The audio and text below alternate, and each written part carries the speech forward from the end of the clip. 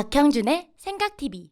조국 사태 이후 패스트 트랙에 올라가 있는 이 사법개혁안이 다시 핵심적인 이슈로 떠올랐습니다. 다른 방송에서도 제가 말씀드렸듯이 여권은 지금 이 검찰개혁이냐 검찰개혁 저지냐 이런 식으로 이제 전선을 치려고 하고, 그 개혁의 핵심 법안으로 지금 공수처법과 검경수사권 조정이라고 하는 두 가지 이 내용의 법안들을 패스트트랙에 올려놓은 상황이고, 이것을 무리하게 이 본회의에서 통과를 시키려고 지금 하고 있습니다.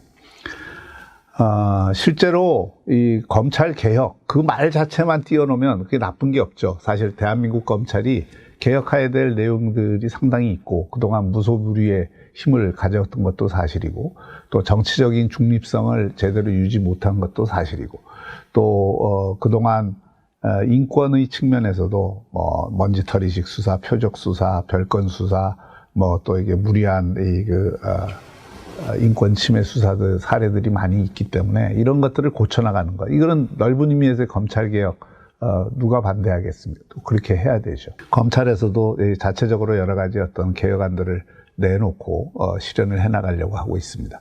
근데 사실 검찰개혁의 핵심은 검찰의 정치적 중립을 확고하게 보장을 해주고, 검찰이 무리한 수사를 하지 못하도록 하는 여러 가지 제도적 장치를 마련하는 게 핵심이죠, 사실. 그것이 우리나라와 같이 강력한 검찰 제도를 운영하고 있는 나라에서는 정도라고 할 수가 있습니다. 그런데 지금 이 정권은 사실 정도보다는 특별한 방법을 이용을 하고 있습니다.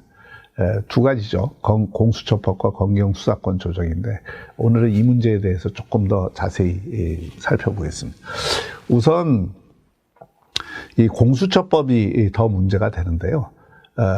사실 그동안에 검찰이 너무 큰 힘을 갖고 있기 때문에 이 검찰의 힘을 좀 빼서, 또 검찰이 정치적 중립을 못 지키고 있기 때문에 정치적 중립을 확고하게 확보할 수 있는, 또 우리나라의 공직 부패가 다른 선진국에 비해서 좀 심하기 때문에 그것만 좀 전담할 수 있는 기구를 만들자 하는 데 대해서는 사실 국민적 그 동의의 폭이 상당히 넓었습니다.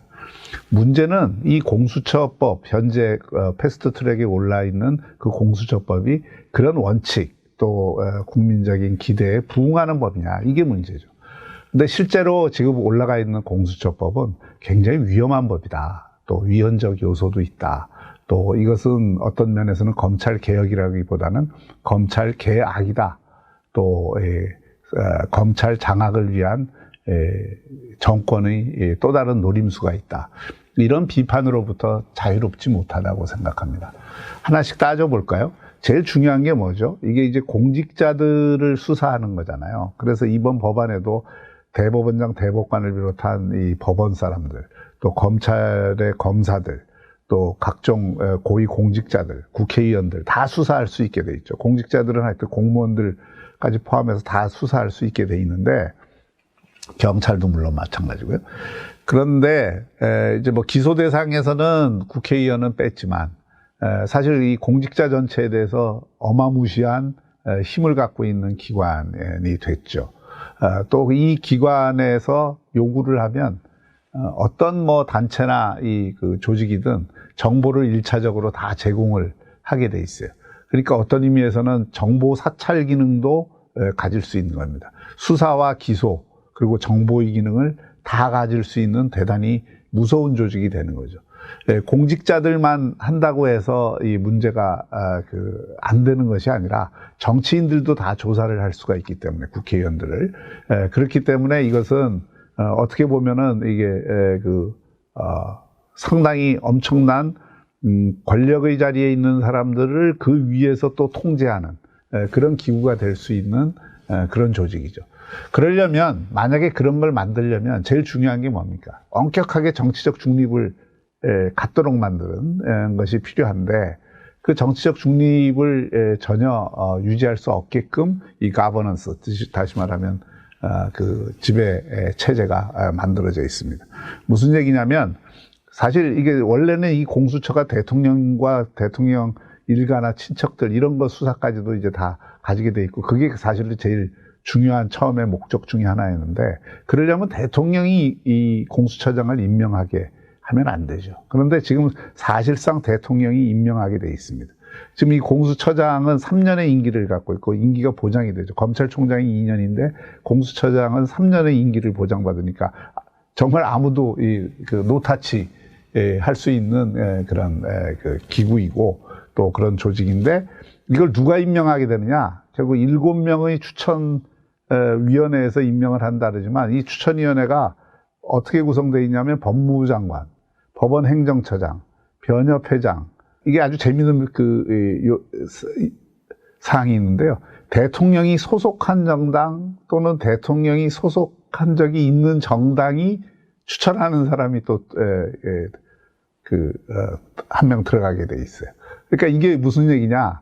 사실 이렇게 얘기를 하면은 지금 자유한국당은 추천을 할 수가 없죠. 현재 대통령이 소속돼 있는 정당, 그게 아니더라도 전 대통령이 소속돼 있는 정당이어야 되는데 자유한국당은 이미 당명을 바꾸고 그때 박근혜 대통령하고 절연을 했기 때문에 지금 그 추천의 대상이 안 되죠. 그러면 이게 거의 여권 인사들로 추천위원회가 구성이 돼서 그게 대통령에게 가면 대통령이 2인 중에 한 명을 이제 선정하게 돼 있죠. 그래서 국회 인사청문회를 거쳐서 하게 돼 있는데 지금 뭐 권은희 의원 안하고 백혜련 의원 안이 다른 것은 이제 국회의 동의를 얻느냐 못 얻느냐 그 차이는 있지만 결국 다수 백혜련 안에 입각을 하면 이건 사실상 대통령이 임명하는 자리가 되는 것입니다. 대통령이 임명한 공수처장이 3년의 임기를 갖고 무소불위의 힘을 갖고 모든 정치인들도 다 조사를 할 수 있는 이런 법을 만드는 거죠. 거기에다가 검사들이 25명 그리고 뭐 수사 인력이 거기에 이제 또 별도로 주어지는데 그 검사 25명 가운데 절반은 검사가 아닌 사람들로 추천이 되게 돼 있습니다. 그럼 어떤 사람들이 추천이 되게 돼 있어요? 현 정권과 정치적 성향을 비슷하게 하는 사람들, 민변 출신이라든지 이런 사람들이 다수 들어가게 되잖아요. 그러면 이 공수처가 과연 가장 중요한 검찰개혁의 가장 중요한 핵심인 정치적 중립을 기할 수 있느냐, 정치적 중립을 기한다고 믿을 수 있느냐, 그럴 수 없다는 것이죠. 이것이 이제 공수처법을 검찰 내부에서도 반발이 심하고 바깥의 헌법학자들이나 소위 법조계 내에서도 이거는 대단히 문제다라고 보는 이유죠. 이런 공수처와 같은 조직을 갖고 있는 나라가 있을까요? 있긴 있습니다. 중국이 있고요, 홍콩이 있고 싱가포르가 있고 이런 나라들이 있습니다. 근데 주로 영연방에 소속한 나라들이 이런 비슷한 기구를 두고 있는데 사실은 영연방의 영국도 그렇지만 이 검찰 제도가 상당히 취약한 나라들입니다. 검찰 제도가 취약하기 때문에 그런 어떤 특수한 기구를 만들어서 영국에서도 부패수사청이라는 게 따로 있어요. 그것은 이제 검찰이 취약하기 때문에 그런 걸 만들었는데 그걸 최근에는 이제 경찰로 통합을 하는 제도 개혁을 2014년에 또 한 바가 있습니다. 어쨌든 외국에도 적어도 한국과 같은 뭐 일본, 미국, 독일 이런 나라들에서는 이런 조직들을 만든 사례가 없습니다.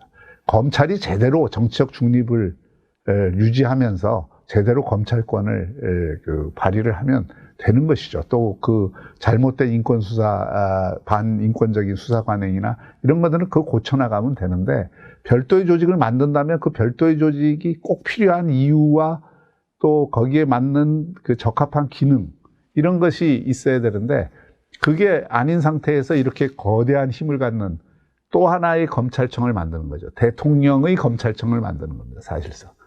이것을 그대로 용인한다 그러면 이것은 사실 사법개혁이 아니라 사법개악이고 검찰개혁이 아니라 또 다른 검찰 장악이 될 수 있는 굉장히 위험한 법이다 이렇게 볼 수가 있습니다. 그래서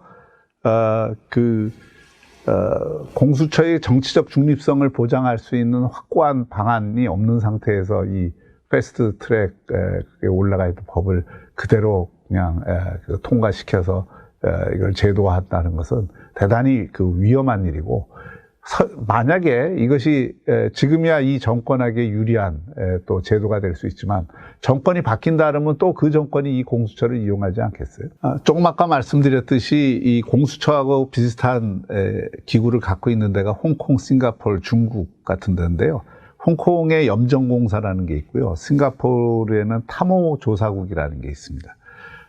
이런 어떤 사례에서 보이는 건 홍콩이나 싱가포르이 다 이게 문제가 상당히 심각한 것으로 드러납니다. 싱가포르는 원래 이제 독재 국가니까 이런 어떤 탐호조사국을 통해서 공직자의 투명성을 확보하기 위해서 대단히 강하게 탐호조사국이 수사권과 기소권을 갖고 이 조사를 하죠. 그런데 싱가포르이 권위주의적 국가 아닙니까? 그러니까 거기에서도 정치적 중립성 시비가 계속 나고 있고 사실상 국가 권력이 국민들을 통제하기 위한 또는 공직자들을 통제하기 위한 수단이다라고 하는 비판이 계속 나오는 거고요. 홍콩 염정공사도 감시, 미행, 사찰뿐만이 아니라 불법적 수사 방법 때문에 악명이 높습니다.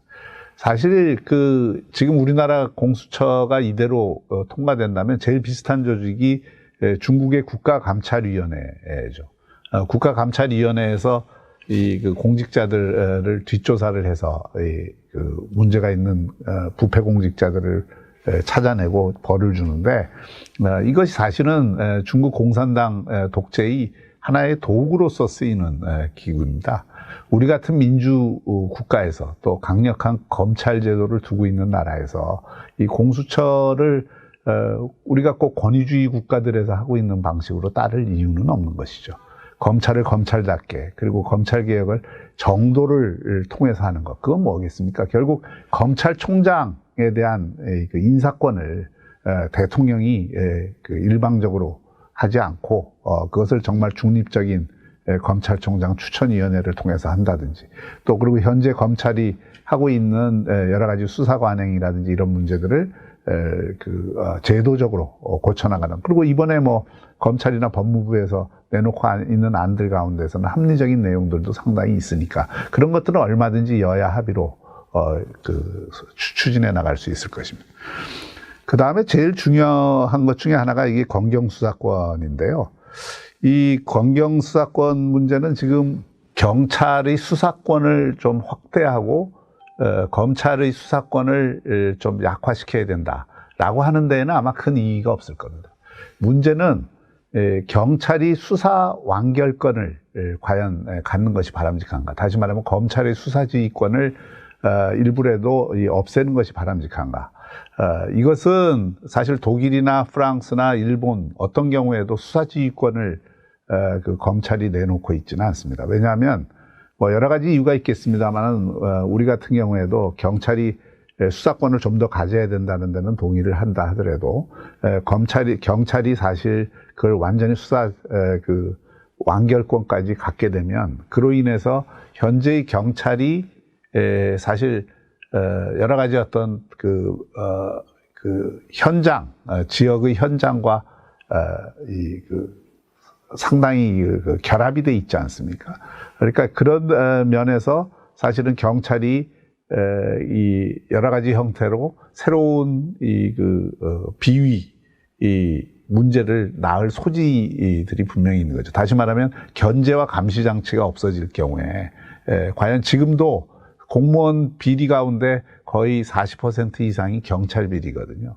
그러니까 이런 상황에서 수사 종결권까지 준다고 하면 이것은 과연 그야말로 경찰에 대한 민주적 통제가 되겠느냐. 또 경찰청장은 대통령이 그냥 임명하잖아요. 그러니까 경찰이 사실 정치적 중립성을 확보하는 데 대한 제도적 보완책이 함께 강구될 필요가 있다. 그래서 검경 수사권 조정은 하긴 해야 되는데 내용을 어떤 방식으로 가져가느냐에 대해서는 조금 더 충실한 논의가 필요하다. 또 만약에 그것을 한다고 했을 때 보완하는 장치에 대한 논의가 더 필요한데 사실 이런 부분에 대한 논의가 지금 충분히 되어 있는 것은 아닙니다. 사실 검사의 수사지휘 없이 독자적으로 수사하고 불기소 사건을 종결하는 권한을 주는 것은 중국의 공안입니다. 그래서 이것도 검경수사권 조정도 우리가 중국을 따라갈 필요는 없잖아요. 선진국들의 사례들을 충분히 연구하고 우리의 현실을 봐가면서 점진적으로 조정해 나가는 게 맞고요. 검찰이 너무 많은 수사권을 갖고 있는 건 역시 바람직하지 않습니다. 그런 수사는 경찰의 많은 부분 이양을 하더라도 적어도 수사 지휘권과 기소권에 대해서는 검찰이 갖고 있는 것이 바람직하고, 중요한 것은 그 검찰을 중립화하는 것이 더 중요하다, 이런 말씀을 드리고요. 그래서 이런 그 문제들에 대해서 지금 국민들이 잘 모르고 있습니다. 그냥 검찰개혁이라고 하는 추상적인 그 프레임, 거기에 그냥 몰려서 검찰개혁 그거 좋은 것이지, 이렇게 하는 경우들이 많은데, 이제 우리 국민들도 다 깨어있는 시민들 아닙니까? 그래서 이 내용들을 좀 분명히 알고, 또 이걸 분명히 알 수 있도록 정당이 홍보를 제대로 해야 되겠죠. 그동안 자유한국당이 이 홍보를 제대로 못했어요. 그래서 이런 부분들에 대해서 새로운 공론을 만들고 여론을 만드는 일이 대단히 중요하다고 생각합니다. 감사합니다. 구독하기와 알림 설정으로 박형준 교수의 생각을 가장 먼저 확인해 보세요.